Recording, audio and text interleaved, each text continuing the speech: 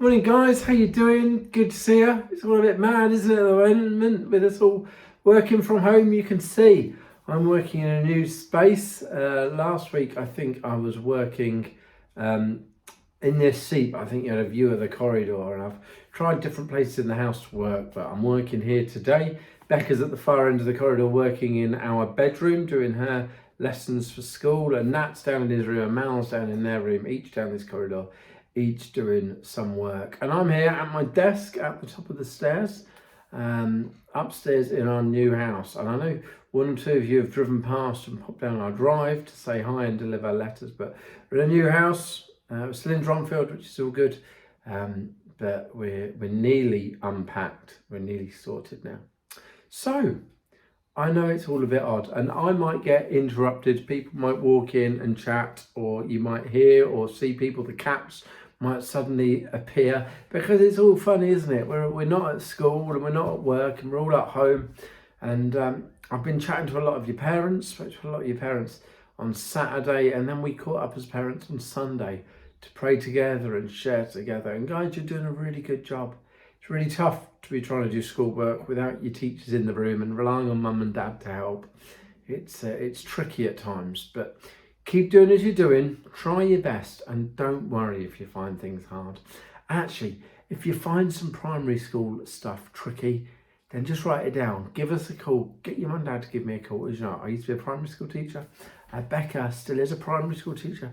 We can help you guys. Becca's really good at English, and I'm not bad at maths. So if you want a hand, just let us know. Anyhow, back onto this week. We are still going through the actual Bible, and we're at page 162. And if you remember, the people had fled Egypt.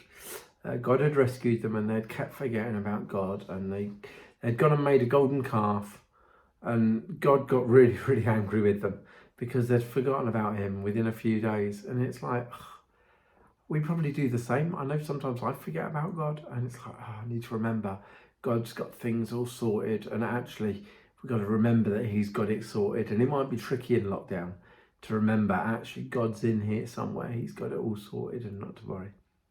But God has now forgiven the people. So page 162, the tent of meeting. And this is based on Exodus chapter 34, verse 29, through to chapter 40, verse 38. God had forgiven his people for their faithlessness.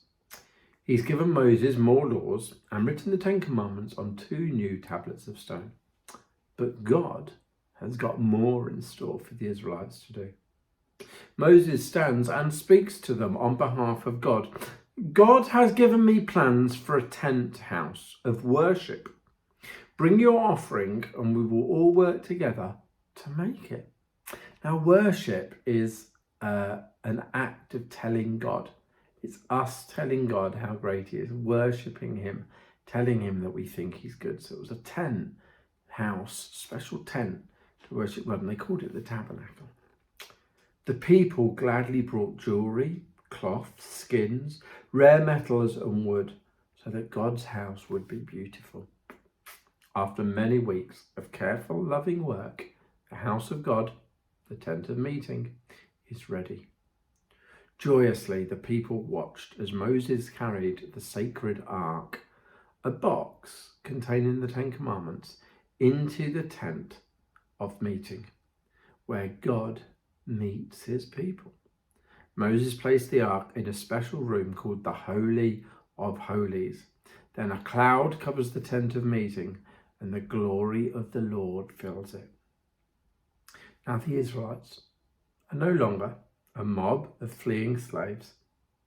In the years since they left Egypt, they've finally become a nation of their own, with laws, judges, and now a place of worship. So they didn't build a church, well, they didn't go and build the temple, that comes later on, but they built a tent. And in that tent, they put the Ark of the Covenant. When they travelled around, they'd take that with them. And in that tent, in the Holy of Holies, is where God was, and God lives. But of course, that's all changed now. Because of Jesus, God lives in us, in his Holy Spirit. God is with us. But back then, he wasn't. there in his spirit. He was there in this tabernacle. So I'd like you guys to go and build a tent. You don't have to go into the garden, but go and get some blankets and get some sheets and move some tables around and move some chairs around. Get mum and dad's permission first. But can you go and make yourself a tent? Can you build yourself something a bit like that tent in the story? Go and have a go. And maybe grab your Action Bible and rewind me and read this bit again, this time inside your tent. Hopefully I'll see lots of you tonight, Tuesday night. Remember, Tuesdays is the night we do our Zoom at 6 o'clock. If you haven't been coming to that Zoom and you want to, get your mum and dad to give me a call. You can contact me through Dronfield Baptist Church's website. Just Google Dronfield Baptist Church and the team. I'm Andy Evers. Get in touch and I can invite you in. So have a really good week. Remember, God is with us in everything, even when we're trying to do difficult maths with mum and dad on a Monday morning. He's there with us. So I look forward to seeing you all later. And I'm praying for you. And keep well and keep safe. I'll see you later.